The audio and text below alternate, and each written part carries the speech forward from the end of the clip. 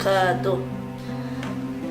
Bapak dan Ibu dimanapun Anda berada, saya santri pesantren Tahfidz Darul Quran meminta dukungannya untuk menyebarkan kebaikan untuk Indonesia dan dunia dengan cara kita menyebarkan video saya atau video ustadz-ustadz yang lain agar tersebar di dunia maya dan bisa dibaca oleh orang-orang Indonesia. Jangan lupa videonya di like, comment, share, and subscribe. Syukran, jazakumullah khairan.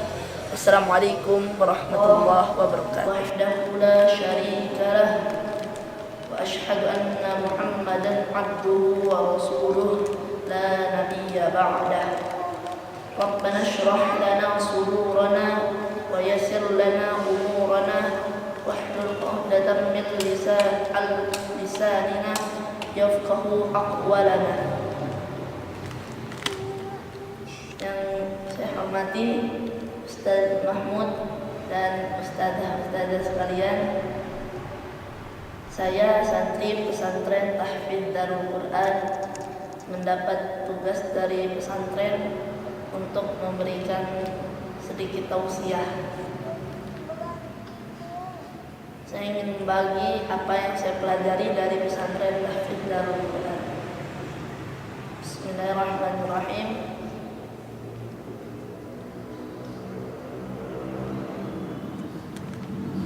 Para ustazah sekalian, kita membahas pada tausiah kali ini tentang penguatan iman seorang muslim dengan ilmu tauhid.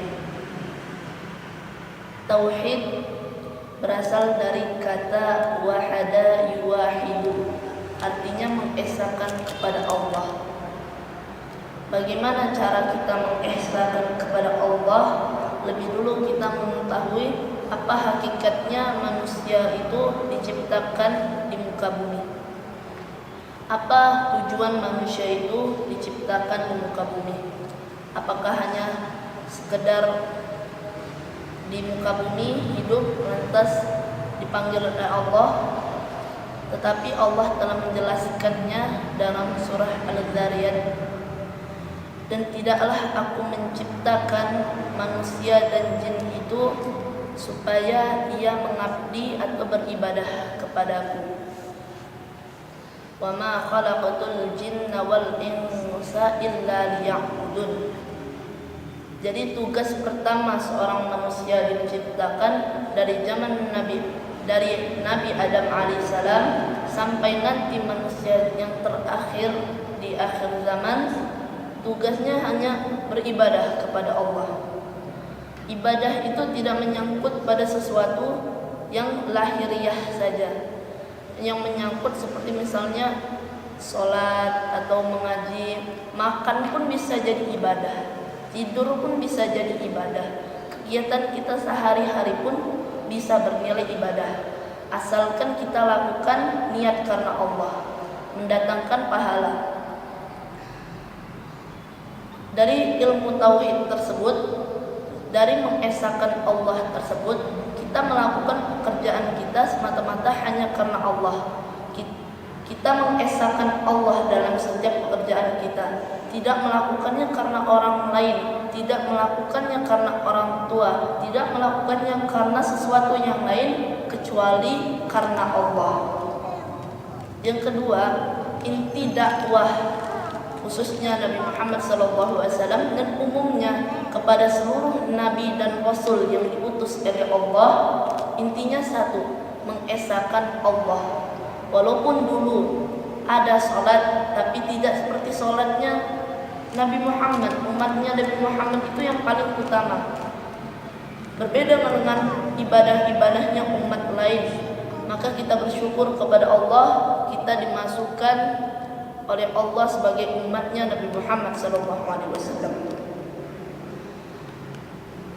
Nabi Muhammad tugasnya selain menyempurnakan akhlak, beliau membawa juga untuk mengesahkan Allah. Bagaimana cara sholat yang benar, bagaimana cara kita beribadah kepada Allah yang benar, bagaimana kita melakukan ritual ibadah dan yang mengikuti ritual ibadah itu dengan benar dan sesuai ajaran Allah.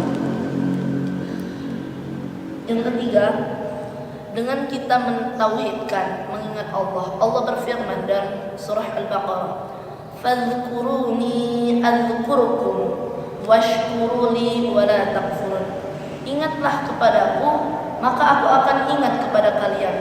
Ketika ibu-ibu semuanya misal di rumah mendapat masalah, mendapat sedikit cobaan dari Allah Subhanahu wa taala, langsung ingat kepada Allah.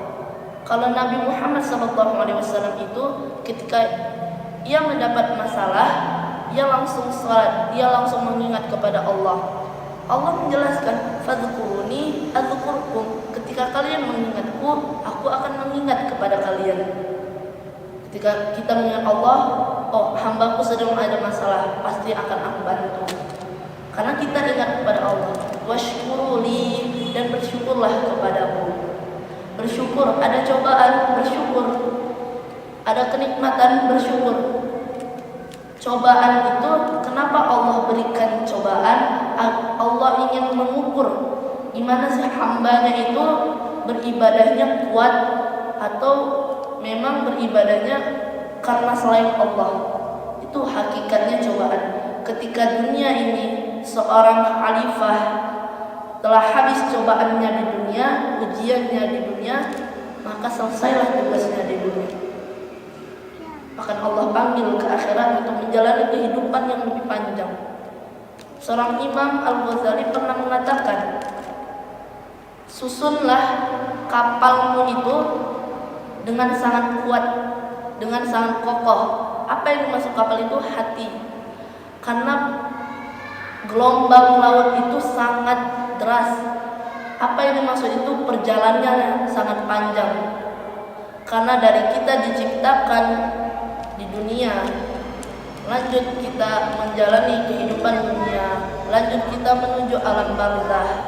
Memang mungkin ada sahabat yang sudah dijamin oleh Allah masuk surga, tapi mungkin sahabat itu tidak dijamin oleh Allah untuk mendapatkan siksa, dijamin oleh Allah tidak mendapatkan siksa kubur.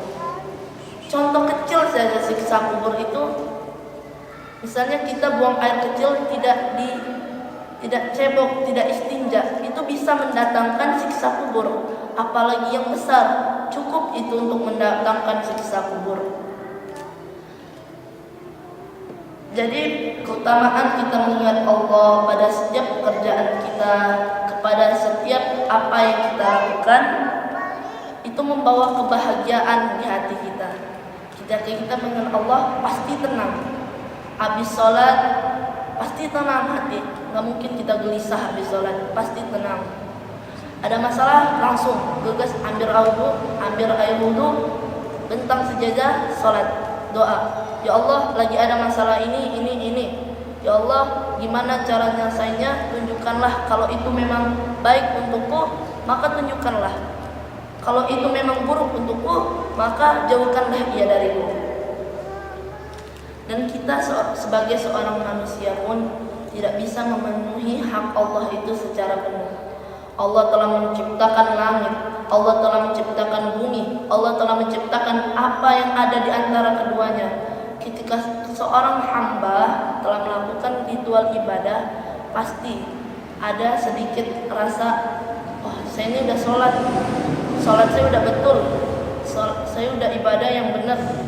Tapi Allah mengingatkan, sebagaimanapun ibadah seorang hamba yang dia ciptakan, itu tidak akan bisa menyamai hak Allah sebagai seorang pencipta. Allah itu memang berhak diibadahi, tapi dengan ibadah itu kita harus tahu, kita pengajian, kita sholat, kita zakat, kita puasa sunnah, puasa Ramadan, yang membuat kita untuk kita bisa sholat, buat kita ritual ibadah itu Allah. Ketika kita sholat, bukan kita yang membuat diri kita sholat, tapi Allah yang membuat kita sholat. Ketika kita ingin mengingat Allah, bukan kita yang membuat kita ingin mengingat Allah, tapi Allah yang membuat kita mengingat zatnya yang Maha Esa. Jadi cara kita untuk mengingat Allah itu dengan selalu melakukan aktivitas kita karena Allah. Kita hidup di dunia misalnya berapa tahun? 60 tahun. Itu terbagi dengan melakukan kemaksiatannya, terbagi dengan tidurnya, terbagi dengan makannya, terbagi dengan ibadah yang tidak khusyuknya. Nah, itu kata Allah telah turunkan malam Lailatul Qadar. Kenapa Allah turunkan malam Lailatul Qadar itu? Supaya umat Nabi Muhammad itu bisa menyamai umat-umat yang dahulu. Umat-umat lain itu umurnya 1000 tahun, 10.000 tahun. Untuk menyamai amal ibadah umat-umat lain, maka Allah turunkan malam Lailatul Qadar. Allah jadikan hidup kita itu lillahi ta'ala. Lelahnya jadi lillah. Jadi ketika kita selalu mengingat Allah, lagi melamun mengingat Allah, itu bakal jadi ibadah buat kita. Tidak lama kita hidup di dunia itu, gak lama. Kalau kata Allah 1 hari dunia itu 1000 tahun akhirat, kita itu cuma hidup di dunia 1,5 jam. 1,5 jam. Waktu yang sangat sedikit untuk kita ibadah, tapi Allah telah memberikan solusinya. Kita masuk surga pun bukan karena kita amal ibadah kita, bukan.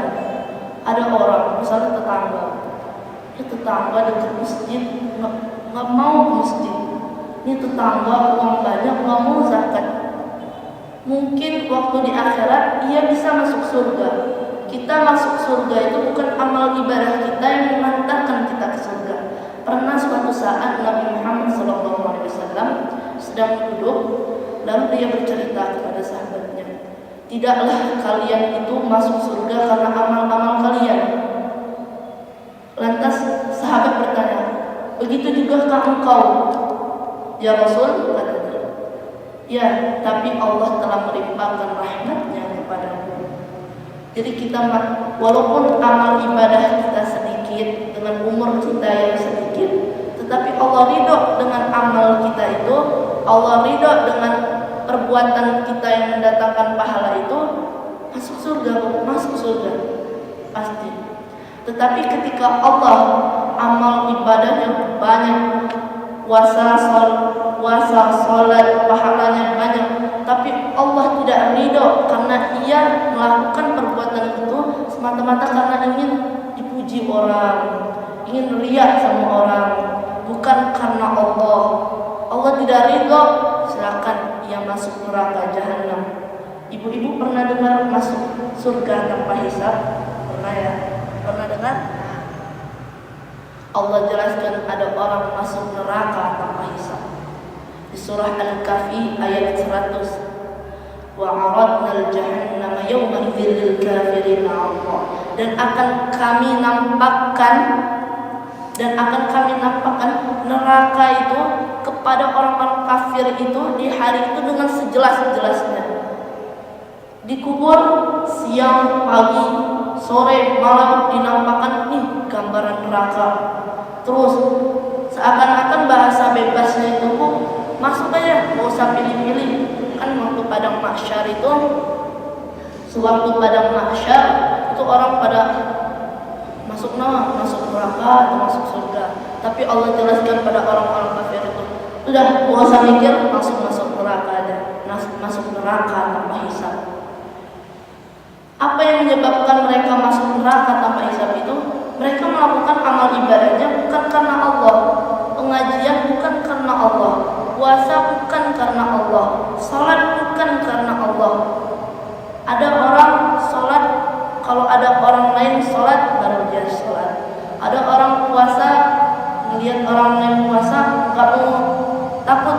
Bagus sih, fastabiqul khairat, berlomba-lomba dalam kebaikan, tapi jangan salah niatnya ke Allah, jangan niat mau nantikin orang. Toh yang ngasih pahala juga Allah, bukan orang itu. Toh yang menerima amal ibadah itu Allah, bukan orang itu. Jadi Allah ciptakan manusia itu dengan ketauhidannya, melakukan amal ibadah itu karena Allah, semata-mata hanya beribadah kepada Allah. Mungkin hanya itu yang dapat saya sampaikan tentang ketauhidan kepada Allah Subhanahu wa taala. Lebih dan kurangnya saya mohon maaf. Wabillahi taufiq wal hidayah wa ridha wal inayah. Semoga ustazah semua bisa melakukannya dalam kehidupan sehari-hari. Namanya orang berusaha pasti Allah bantu, pasti. Wassalamualaikum warahmatullahi wabarakatuh. Waalaikumsalam warahmatullahi wabarakatuh. الرحمن علم القرآن خلق الإنسان علمه البيان